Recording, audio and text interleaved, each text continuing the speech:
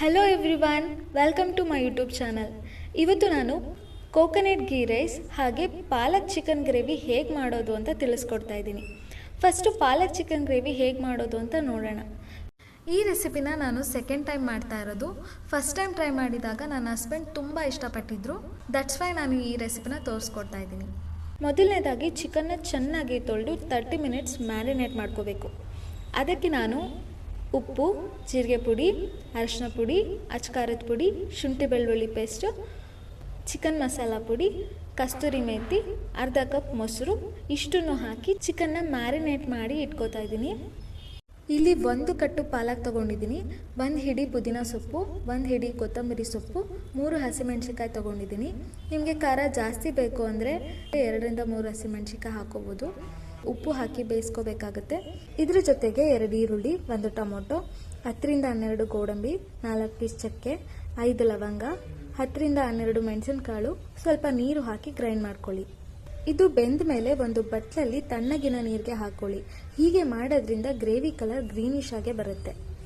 ಒಂದು ಬಾಣಲೆಗೆ ಎಣ್ಣೆ ಹಾಕಿ 1 ಹಿಡಿ ಬೆಳ್ಳುಳ್ಳಿ ಹಾಕೊಳ್ಳಿ. ಬೆಳ್ಳುಳ್ಳಿನ ಜಜ್ಜಿ ಹಾಕೊಳ್ಳಿ, ಇಲ್ಲಾಂದರೆ ಅದು ಸಿಡಿಯುತ್ತೆ.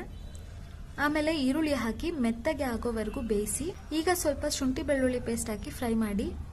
ನಂತರ ಮ್ಯಾರಿನೇಟ್ ಆಗಿರುವಂಥ ಚಿಕನನ್ನು ಹಾಕಿ ಫ್ರೈ ಮಾಡಿ. 2 ಮಿನಿಟ್ಸ್ ಫ್ರೈ ಮಾಡಿದ್ಮೇಲೆ ಪಾಲಕ್ ಮಸಾಲ ಗ್ರೈಂಡ್ ಮಾಡ್ಕೊಂಡಿರ್ತೀವಲ್ಲ ಅದನ್ನು ಹಾಕೊಳ್ಳೋಣ. 7 to 8 ಮಿನಿಟ್ಸ್ ಮಸಾಲ ಜೊತೆ ಫ್ರೈ ಮಾಡಿ. ಆಮೇಲೆ ಸ್ವಲ್ಪ ನೀರು ಹಾಕ್ಕೊಂಡು 10 ಮಿನಿಟ್ಸ್ ಬೇಯಿಸ್ಕೊಳ್ಳಿ. ಲಾಸ್ಟಲ್ಲಿ ಸ್ವಲ್ಪ ಕೊತ್ತಂಬರಿ ಸೊಪ್ಪು ಹಾಕಿದರೆ ಪಾಲಕ್ ಚಿಕನ್ ಗ್ರೇವಿ ರೆಡಿ.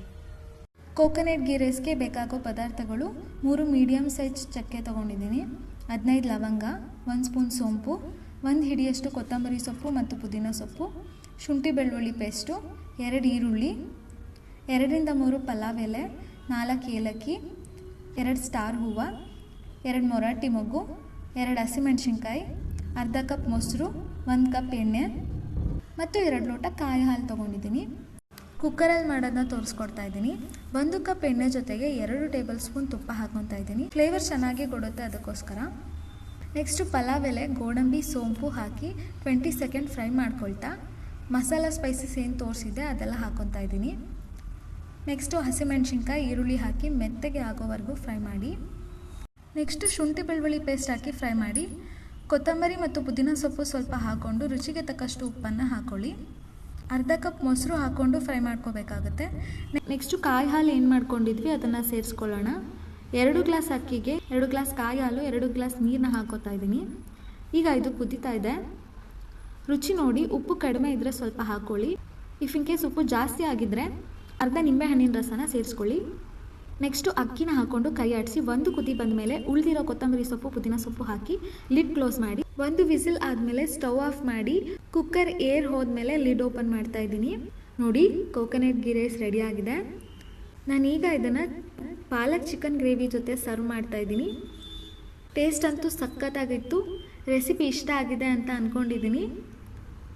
ಇಷ್ಟ ಆಗಿದ್ರೆ ಲೈಕ್ ಮಾಡಿ, ಶೇರ್ ಮಾಡಿ, ರೆಸಿಪಿನ ಟ್ರೈ ಮಾಡಿ ಹೇಗಿತ್ತು ಅಂತ ಕಮೆಂಟ್ ಮಾಡಿ. Thanks for watching.